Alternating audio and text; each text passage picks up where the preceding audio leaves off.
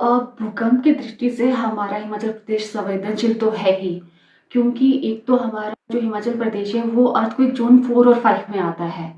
और जो हमारी अपर बेल्ट है, कांगड़ा से लेके अगर ले हम कांगड़ा, लाहौल स्पीति, किन्नौर और वो बेल्ट आगे जो ट्रेवल कर जाती है उत्तराखंड की तरफ, वो जो है वो अर्थक्वेक जोन 5 में आता है हमारा। तो इस को देखते हुए हमारा जो प्रदेश है वो संवेदनशील तो है ही है।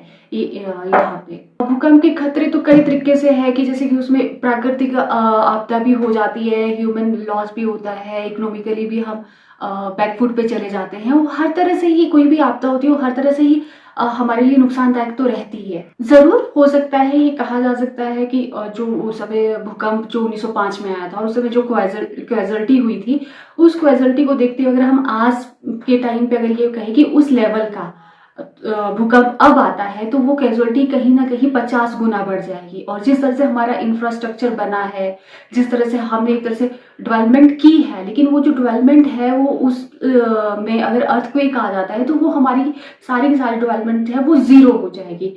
तो वो तो है ही हमारे लिए खतरा।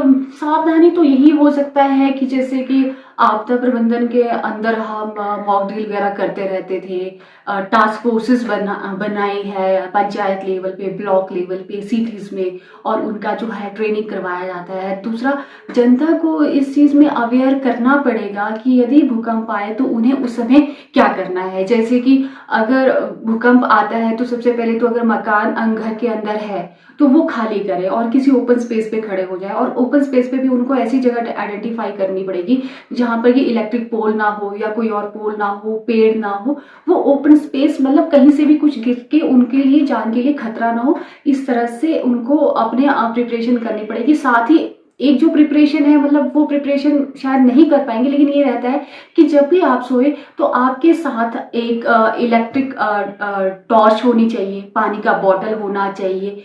ये सारी चीजें साथ लेकर सोए ताकि अगर भूकंप आता है तो वो कम से कम पानी की बॉटल और जो टॉर्च है वो कैरी करके बाहर निकल सकते हैं अगर रात में अगर वो हो, क्योंकि पानी बहुत जरूरी है। और रात के समय क्योंकि अगर भूकंप आता है तो किसी भी तरह के जो एक तरह से लाइफ लाइन कहा जाए हम इलेक्ट्रिसिटी को, वो नहीं मिलेगी। तो उसको लेके अगर वो बाहर निकल सकते हैं। नेपाल और हिमाचल का अगर हम कॉन्टेक्स्ट लेते हैं तो वो दोनों सेम है। हिमाचल भी एक पहाड़ी प्रदेश है और जो नेपाल है वो भी एक पहाड़ी देश है।